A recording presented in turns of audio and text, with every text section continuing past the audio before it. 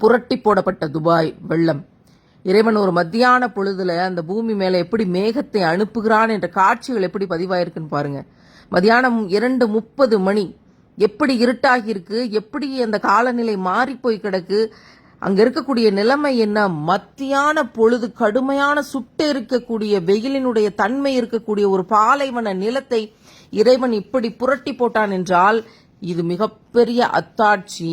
திருக்குறான்ல இறைவன் சொல்றானே, எந்த இடத்துல எந்த சூழ்நிலையில நீங்க கெட்ட தன்மை அதிகரிக்கிறீங்களோ, கெட்டவர்கள் அதிகரிக்கிறார்களோ, அப்போது நான் இயற்கையை இறக்குவேங்கிறான்ல, காத்த மாத்துவேன், புயலா மாத்துவேன்னு சொன்னானே, அந்த அத்தாட்சி, அந்த புயல் மேகங்கள் எப்படி அந்த காட்சியில கொஞ்சம் கொஞ்சமாக வர ஆரம்பிச்சு அது அப்படியே மழையாகி அந்த இடங்களே வெளியே தெரியாத அளவுக்கு மேகத்தால் சூழப்பட்டதுங்கிறதுக்கான ஒரு பெரிய அச்சுறுத்தல், அச்சமூட்டி எச்சரிக்கை செய்வேன் இறைவன் சொல்றானே, அதை கண்ணு முன்னாடி காட்டிய காட்சிகள் இந்த காட்சிகள் எல்லாம்.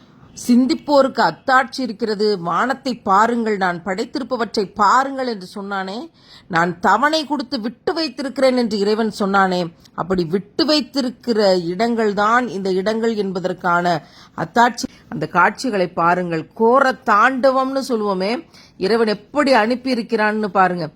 எந்த ஒரு சமரசமுமே செய்து கொள்ளாத அழிவு அப்படிங்கிறது கண்ணு முன்னாடி நடந்துச்சு. தென்றலாக மென்மையாக இருந்த காற்றை எப்படி சூறாவளியாக சுழற்றினான். பிளைட் இறங்க முடியல, மக்களால் இயல்பு நிலைக்கு திரும்ப முடியல. ஒட்டுமொத்த துபாயும் அப்படியே ஸ்தம்பிச்சு போகுது. பட்ட பகல்ல இருட்டாகி போனது. இவ்வளவு பெரிய அத்தாட்சி. இறைவன் திருக்குறானில் சொன்ன ஒவ்வொரு காட்சியையும் கண் முன்னாடி பார்க்க முடிகிறது இந்த காட்சிகளால.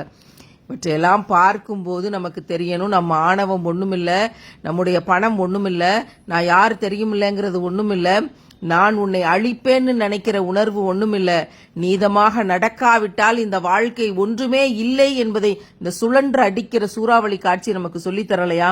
இவற்றிலெல்லாம் நமக்கு படிப்பினை இருக்கிறது. ஒவ்வொன்றிலும் குர்ஆனுடைய அத்தாட்சி இருக்கிறது. அவர்கள் நினைத்தார்கள் அந்த மேகங்கள் நமக்கு மழை பொழிய போகிறது, அருட்கொடையாக அனுப்பப்பட்டது என்று. இறைவன் சொன்னான், இல்லை, எந்த ஊரில் கெட்ட வேலைகள் அதிகரிக்கிறதோ அந்த ஊரில் நான் என் அத்தாட்சியை இறக்குவேன்னு சொன்னானே, அந்த காட்சிகள் தான் இந்த காட்சிகள்.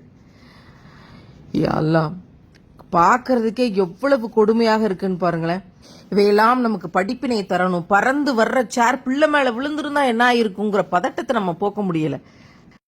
அழகிய ஒட்டகங்களுடைய நிலைமை என்ன காட்சிகள். இந்த பாலைவனல அடுக்கடுக்கான மணல்ல ஒட்டகங்கள் நடந்து போறத எவ்வளவு ஒரு அழகான காட்சியாக பார்த்திருப்போம். இன்றைக்கு அந்த ஒட்டகங்கள் வெள்ளத்துல அடிச்சுட்டு போகக்கூடிய அந்த நிலமே வெள்ளக்காடாக மாறி இருக்கக்கூடிய ஒரு சூழல் எல்லாம் மனிதன் திருந்திக் கொள்ள வேண்டும் என்பதற்கான பெரிய அத்தாட்சி. உலகின் மானுடச் சமூகமே, இறைவன் அனுப்பிய இந்த புயலையும் மேகத்தையும் கொண்டு படிப்பினைகள் பெற்றுக்கொள்.